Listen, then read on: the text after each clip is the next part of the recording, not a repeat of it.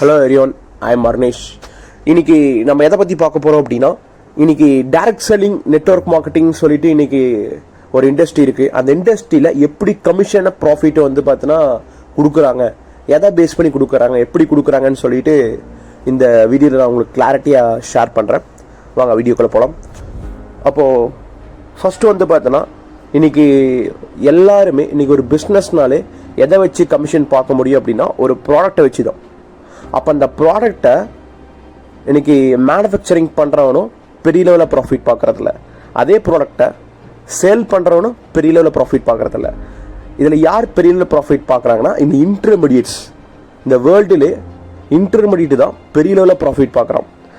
எக்ஸாம்பிளுக்கு இன்றைக்கி ஒரு ப்ராடக்ட் எடுத்துக்கலாம், ஒரு அரிசி, ஒரு ரைஸ் எடுத்துக்கலாம்.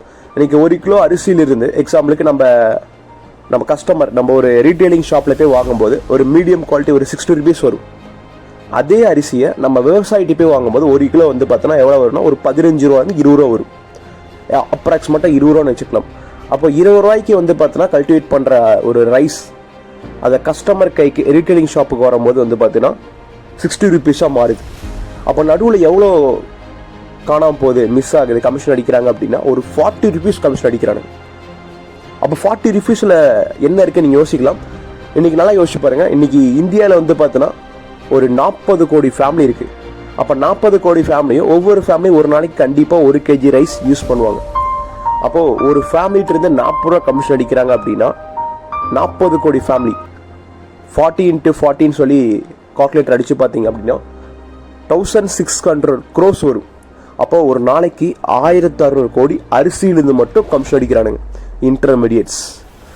அப்போ யோசிச்சு பாருங்கள், இன்றைக்கி அரிசியிலிருந்து மட்டும் 1600 கோடி அப்படின்னா இந்த உலகத்தில் 17 கோடி ப்ராடக்ட் இருக்குது. அப்போ 17 கோடி ப்ராடக்ட்டும் எந்த அளவு கமிஷன் அடிப்பானு ஜஸ்ட் இமேஜின். அப்போது இதை தாண்டி இன்னொரு விஷயம்னா, இன்றைக்கி இன்டர்மீடியட் சொல்லியிருப்பேன். ப்ளஸ் இன்னொருத்தர் யார் அப்படின்னா அட்வர்டைஸ்மெண்ட்ஸ். இன்றைக்கி அட்வர்டைஸ்மெண்ட்டுக்கு இன்றைக்கி க்ரோஸில் கொடுத்துட்ருக்காங்க. எக்ஸாம்பிளுக்கு இன்றைக்கி ஒரு ப்ராடக்ட்டை வந்து பார்த்தோன்னா அட்வர்டைஸ்மெண்ட் மூலியமாக தான் இன்றைக்கி பீப்புளுக்கு ரீச் ஆகும்னு சொல்லிட்டு நம்ம நினச்சிட்டு இருப்போம். பட் இன்றைக்கி அட்வர்டைஸ்மெண்ட் தாண்டி நிறையா மார்க்கெட்டிங் வந்து பார்த்தோன்னா இன்றைக்கி இருக்குது. பட் இன்றைக்கி ஒரு அட்வர்டைஸ்மெண்ட்டுக்கு இன்றைக்கி எக்ஸாம்பிளுக்கு ஒரு ப்ராடக்ட், ஒரு சிங்கிள் ப்ராடக்ட் இருந்து ஒரு செலிபிரிட்டிக்கு ஒரு நாளைக்கு 5 கோடியிலிருந்து 7 கோடி கொடுத்துட்ருக்காங்க. ஒரு சிங்கிள் ப்ராடக்ட் ஒரு அட்வர்டைஸ்மெண்ட்லேருந்து.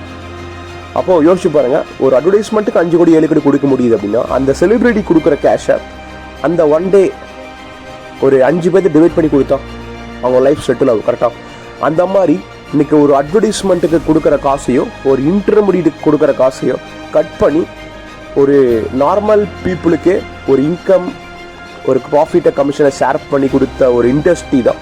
அதுக்கான அந்த மாதிரி உருவாக்கின இண்டஸ்ட்ரி தான் வந்து பார்த்தோன்னா நெட்வொர்க் மார்க்கெட்டிங். ஓகேங்களா, இதான் டைரக்ட் செல்லிங். அப்போது அந்த மாதிரி இண்டஸ்ட்ரி தான் வந்து பார்த்தோன்னா நம்ம இதை பற்றி நம்ம பார்த்துருப்போம். அப்போது இந்த மாதிரி இண்டஸ்ட்ரி வந்து பார்த்தோன்னா கண்டிப்பாக எல்லோரும் எடுத்து பண்ணணும். அப்படி எடுத்து பண்ணுறது மூலியமாக தான் வந்து பார்த்தோன்னா இன்றைக்கி நிறைய பேர்த்து வந்து பார்த்தோன்னா பெனிஃபிட் அடைவாங்க இந்தியாவில். ஓகேங்களா, அப்போது இதான் விஷயம். தேங்க்யூ.